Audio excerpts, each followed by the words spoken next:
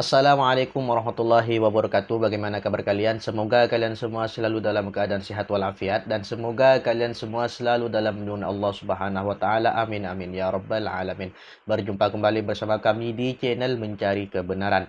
Baik, pada kesempatan kali ini mari kita bersama-sama mendengarkan dan menyimak dan menyaksikan sebuah tanggapan yang disampaikan oleh beberapa ulama kita.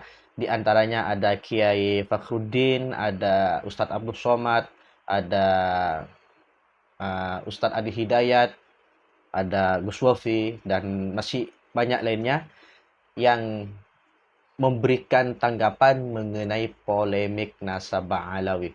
Jadi bagaimana tanggapan ulama kita? Mari kita mulai videonya dari sekarang. Kanjeng Nabi diancam mau dipateni, mau dipejain. Jawabnya, demi Allah, matahari di tangan kananku, bulan di tangan kiriku, agar aku berhenti dakwah, saya tidak akan mundur sampai saya menang atau saya mati. Jadi dengan motor batan. Ketua orang ketua ini. Ketua orang rapata ngono gitu. Paham betul? Akhirnya apa? Hasilnya apa? Hasilnya orang imannya besar. Islam menang tidak? Islam tersebar betul. Dari Mekah tekan Ngawi, dari Mekah NTT, Trenggalek. Islam tekan dari Mekah, Islam dari Madinah, kok Trenggalek. Tuh, imannya Rasulullah SAW. Begitu pula Ki Hasyim Asy'ari. NU harus besar. Besar tidak? Coba. Punya apa Hasyim Asy'ari? Punya duit? Gak punya. Bung Karno, Indonesia merdeka, lawan Belanda dan Jepang. Punya apa Bung Karno? Punya duit? Punya bom nuklir? Enggak. Punya apa? Himmah. Punya apa namanya? Panjenengan punya himmah. Wala tahinu wala tahzanu wa antumul a'launa in kuntum mu'minin. Quran ini. Kalau betul-betul kamu orang beriman, tidak boleh kalah, tidak boleh rendah, harus menang. Siap? Menang itu wajib, kalah itu dosa. Iya, kata Allah jangan kalah kok, jangan kalah. Berarti harus. Ayo barang muni ayat ayo. Wala tahinu wala tahzanu wa antumul a'laun in kuntum mu'minin. Kalau kamu benar-benar orang beriman, antumul a'laun, di atas, menang. Ojo rendah, ojo di bawah. Ayo muni bareng. Saya harus menang. Saya tidak mau kalah. Awas kalau kalah, awas. Kalah itu dosa. Para sahabat juga begitu, menyebarkan Islam. Nah, pun jadi kita harus cinta tanah air. Kita harus bangga dengan tanah air Indonesia dan bangga dengan para ulama kita. Nih, satu-satunya ulama di dunia yang punya jargon hubbul waton minal iman hanya Ki Hasyim Asy'ari. Ceritanya. Ya udah ceritanya sih, tapi ringkas saja lah. Negara Arab dijajah. Mesir, Sudan, Irak, jajah Inggris. Suriah, Libanon, Aljazair, jajah Prancis. Libya, jajah Itali. Bon, dijajah kabeh. Khalifah Turki, Khalifah Ottoman, waktu itu masih Khalifah. La haula wala quwata, gak bisa ngelawan. Bon, sampai Khalifah Turki bubar. Sistem khilafah bubar tahun 1924. Tahun 37, kiai-kiai mendirikan partai politik Ikhwanul Muslimun, kembali ke khilafah. Ki Hasyim Asy'ari ambil kebijakan luar biasa. Khilafah tidak usah dihidupkan kembali. Tapi nasionalisme Indonesia tidak seperti nasionalisme Mitchell Aflaq, tidak seperti nasionalismenya Partai Ba'ath. Apa? Nasional Indonesia, nasionalisme religius. Kamu cinta tanah air harus beragama. Kamu beragama harus cinta tanah air. Man mata li ajli waqonihi mata syahidan. Barang siapa mati demi tanah airnya, mati syahid. Bodoh karo bela agama. Bela tanah air, mati syahid. Bodoh karo bela agama. Hasyim Asy'ari itu fatwanya. Wa man khana li watanihi halalun damu. Barang siapa berkhianat kepada tanah airnya, wong Islam, kok dari antaknya Belanda, antaknya Jepang, halal darahnya, bunuh. Tapi mboten nyebut kafir. Hasyim Asy'ari mboten nate ngafirke wong. Enggak kafir enggak, tapi bunuh pengkhianat tuh. Barang siapa menjadi antaknya Belanda. Paham betul? Jadi Hasyim Asy'ari mencetuskan nasionalisme beda dengan nasionalisnya Mitchell Aflaq. Kalau Mitchell Aflaq nasionalis sekuler, Begitu pula Ikhwan Muslimun, partai-partai ingin membalikan sistem khilafah. Kalau NU tidak. Nasionalisme kita terima, tapi nasionalisme yang religius beragama. Tidak bisa dipisahkan antara agama dengan nasionalisme. Paham betul? Itulah resolusi Jihad Hasyim Asy'ari tanggal 22 Oktober yang saya perjuangkan menjadi Hari Santri Nasional. Saya menjadi ketua PBNU 10 tahun, 11 tahun. Alhamdulillah melahirkan Hari Santri. Melahirkan undang-undang pesantren. Hingga tamatan pesantren, podo karo tamatan SMA, podo karo tamatan S1, S2 diakui sebagai mainstream pendidikan. Dan Alhamdulillah saya 10 tahun, 11 tahun mendirikan Universitas NU 43.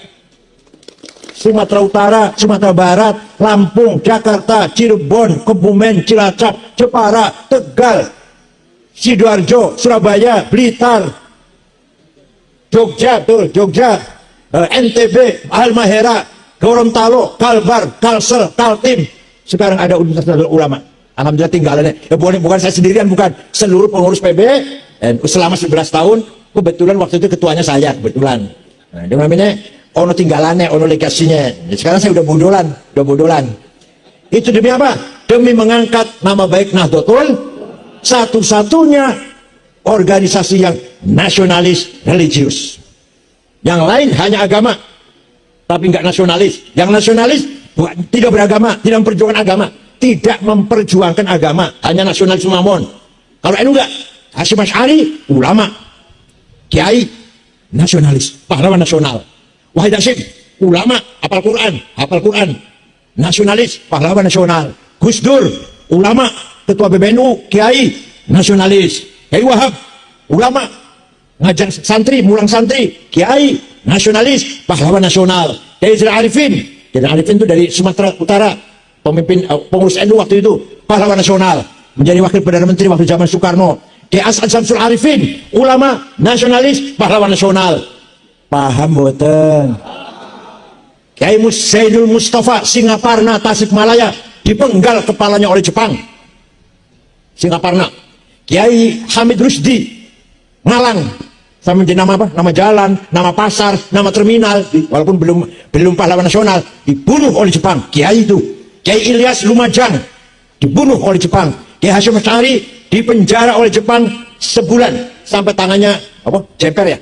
Tangan jemper. Ditemani oleh santri dari Cirebon, bukan dari Ngawi, bukan, dari Cirebon. Namanya Kang Solihin, namanya yang menemani penjara. Kang Solihin pun sampai mukanya remuk lah, tempelengin.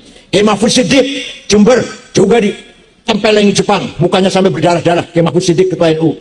Saya cari mana pahlawan, Pak? Orang Yaman gak ada. Semua kiai semua ini, ya Allah. Tengku Umar, Pangan Diponegoro, Jawa kabeh iki. Orang Yaman orang. Malah ada orang Yaman jadi mufti Betawi, digaji oleh Belanda, mengeluarkan fatwa haram melawan Belanda. Itu malah. Masya Allah. Paham betul? Kita bangga tidak jadi orang Indonesia dengan ulama kiai Indonesia. Alhamdulillah. Alhamdulillahirrabbilalamin. Akhirnya kita sudah bersama-sama menyaksikan, menyimak, dan juga mendengarkan sebuah tanggapan yang sudah disampaikan oleh ulama-ulama kita. Di antaranya ada Ustadz Abdul Somad, ada Kiai Haji Fakhruddin Al-Bantani, ada Buya Yahya, ada Ustadz Adi Hidayat, ada Kiai Romli, ada Gus Wafi, yang mana beliau-beliau menanggapi atau mengomentari terhadap polemik-polemik yang sampai saat ini masih belum terselesaikan, yaitu polemik nasab Ba'alawi. Dan pada video dari awal sampai akhir kita mendengarkannya, para ulama tersebut yang sudah saya sebutkan di awal, beliau memberikan penjelasan yang sangat jelas tentunya, yang sangat singkat tentunya juga, mengenai nasab Ba'alawi, apakah nasab Ba'alawi bersambung atau tidak. Dan tentunya di setiap kiai mempunyai pandangan atau penjelasan masing-masing atau perbedaan penjelasan. Tetapi pada intinya beliau-beliau mengakui dan meyakini bahwasanya nasabah Alawi itu bersambung kepada Rasulullah atau keturunan dari Rasulullah Shallallahu Alaihi Wasallam. Jadi bagaimana tanggapan para netizen yang budiman mengenai ulama-ulama yang mengakui terhadap nasabah Alawi bersambung kepada Rasulullah, dan bagaimana tanggapan para netizen yang budiman terkait dengan ulama-ulama yang tidak meyakini atau tidak mengakui bahwasanya nasabah Alawi terputus, tertolak atau tidak bersambung kepada Rasulullah Shallallahu Alaihi Wasallam. Silahkan tulis di kolom komentar. Dan semoga dengan berkat kita mendengarkan tanggapan-tanggapan ulama-ulama yang sudah kita tonton bersama, semoga kita menambah wawasan keilmuan kita, menambah ilmu-ilmu yang sudah disampaikan oleh beliau. Dan tentunya semoga dengan kita menonton penjelasan beliau, kita akan sadar siapakah yang masuk akal atau siapakah yang tidak masuk akal. Ya, mungkin cukup sekian video kali ini. Mohon maaf apabila banyak sekali kekurangan dan kekhilafan. Dan akhirnya wassalamualaikum warahmatullahi wabarakatuh.